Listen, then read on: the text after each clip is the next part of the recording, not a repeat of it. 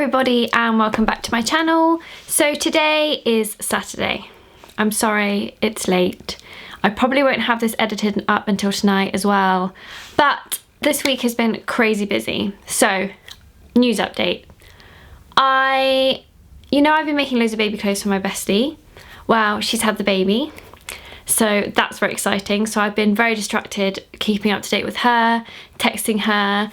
She's still in the hospital. Everything's fine. They're just like making sure that baby's healthy, mummy's healthy. So that's really exciting. And Muggins here might be getting a dog. Random turn and events. I've been wanting a dog for about 4 years now. And I've always been really apprehensive about getting a puppy or whether to get a rescue, and everyone sort of gives me different opinions. But I found our perfect dog from a local rescue who's only 20 minutes away. We met her yesterday. Luckily, she likes us. And so we might be bringing her home next week. So that's very exciting. So basically, work this week has been down the drain. I've hardly got anything done, and it doesn't matter. Doesn't matter. I'll just write this week off. So today, because I haven't had time really, I'm just going to do a little catch up with you, a bit of a show and tell of things that you might have missed. I know not all of you read my blog, so some things that if you do read my blog, some things that I'm going to show you, you would have already seen. But if you don't, then I will just give you a quick rundown of some things that I made over the sort of festive season. And I'm just going to talk about what I have planned in the next few months really. So let's start with all the things that I've been making. Okay, so the first thing is this silver pleather skort. So this is a simplicity pattern. So it's actually like shorts underneath and then sort of like a geometric skirt overlay. So the back, it looks like shorts, the front, it looks like a skirt. I made this for the Minerva Cross Blogger Network. I can't remember, I think it might have been the November post that I did.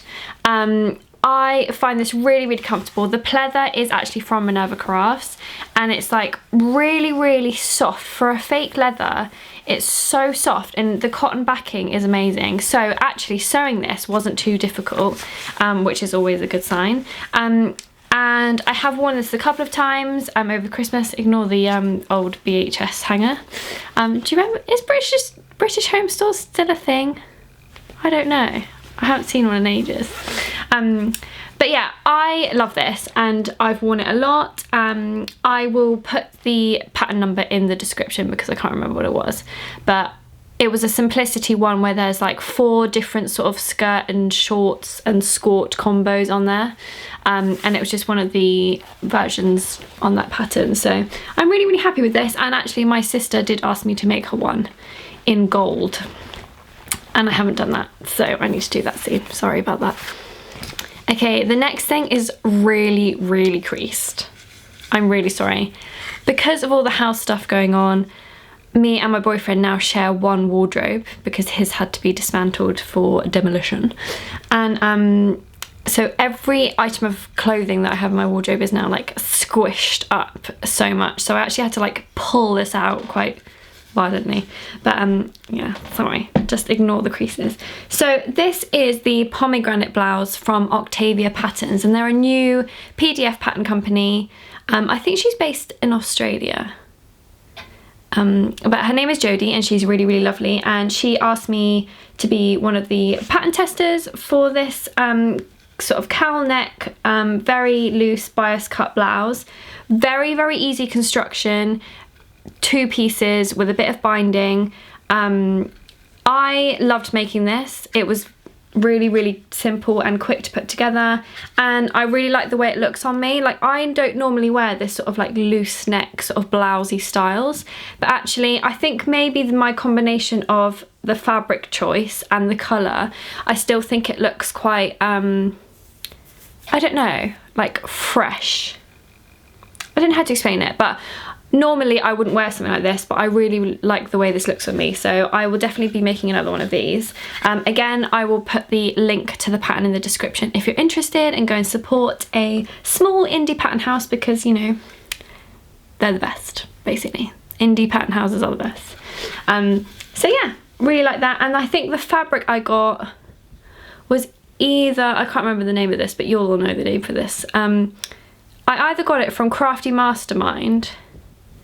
No, I think I got it from Crafty Mastermind actually. So yeah, I like the fabric as well. So that's another make that I did in the last couple of months. Okay, so the next thing is a piece that you would have seen. It's the Cocoon Dress that I did a sew along for. Oh, I absolutely love this dress. I love the colour of it. I love the fit of it. I just can't wait for like a bit of warm weather so that I can wear this. My mum did suggest that I could like put a long sleeve top underneath it and like tights or leggings and just wear it as like a tunic. But I don't know, I just feel like the casualness of it is like perfect for just like throwing on a warm day, putting some pumps on and just like going into town. So I cannot wait to wear this. And also, can we just appreciate the fact that it has pockets? Like, patterns without pockets do get on my nerves. Like, I am a pocket fiend. But again, if you've watched the sew along of this, really easy to put together, and I would highly recommend this pattern for your wardrobe, especially if you don't like fitting patterns. So like if you don't like things tight on you, or you don't like adjustments, and you don't like measuring yourself and things like that, just measure the length that you want it and your bust measurement, and it's a loose fitting style. So I think this is great for anyone.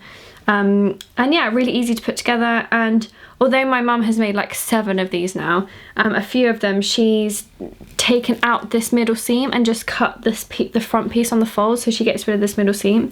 But I actually really like the seam down the middle. I don't know, I just like, it's kind of like a very Japanese style pattern.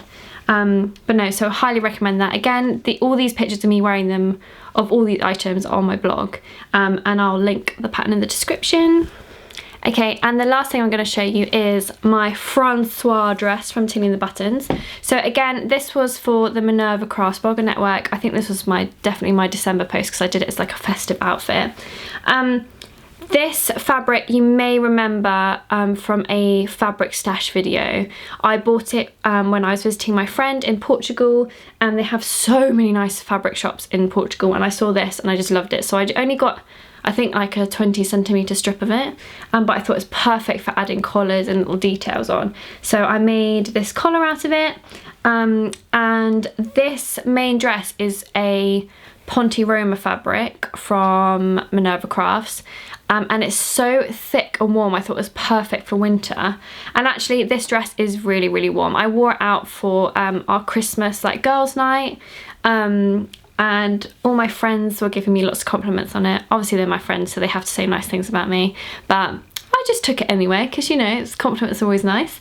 The only thing about this pattern, and I don't know whether it's my sewing or the fact that I chose a really, really thick Ponte Roma, is the bust darts. Now, if you've seen the pictures of me on my blog, the bust darts, it might have been the lighting as well, but the bust darts are really prominent.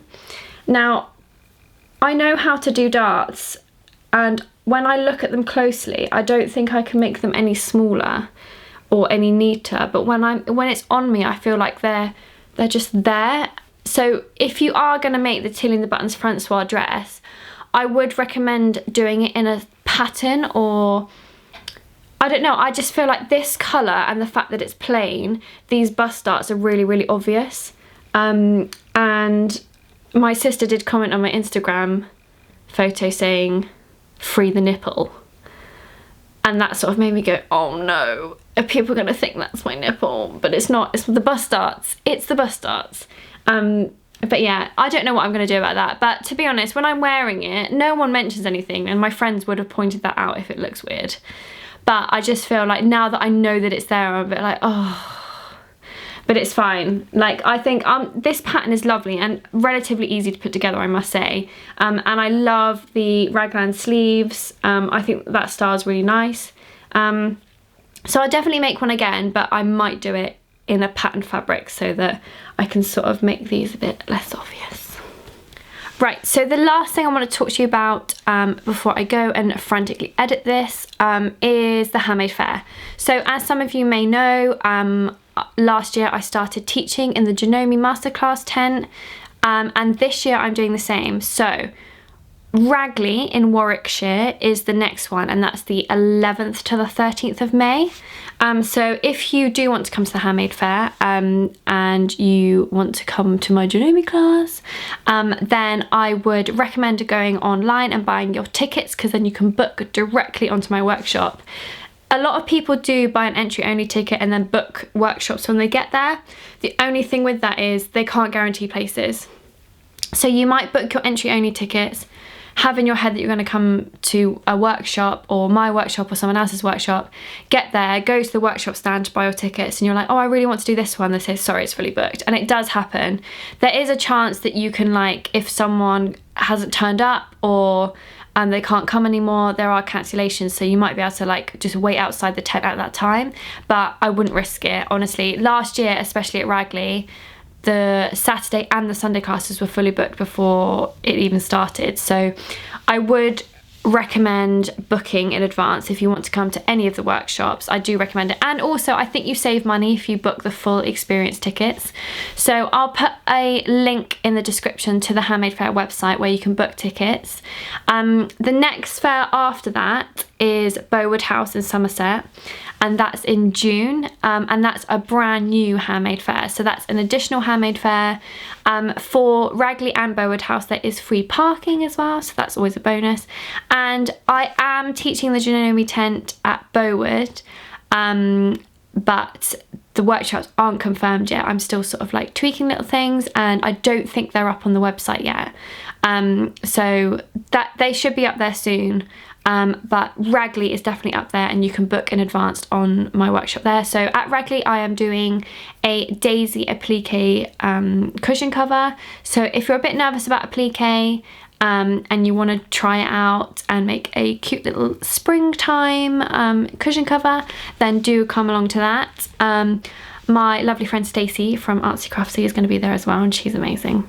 She's like the most fun ever, so I'm really excited.